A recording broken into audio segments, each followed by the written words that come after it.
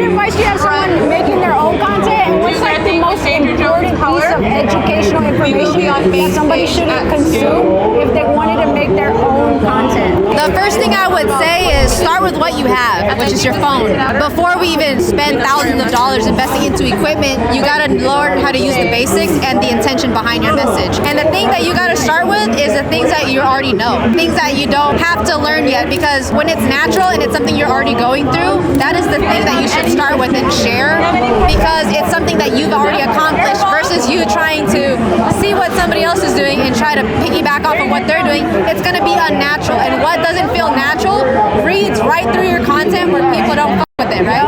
So they're gonna with the things that are actually you, something that actually you can talk about without scripting, because it's something you've already experienced.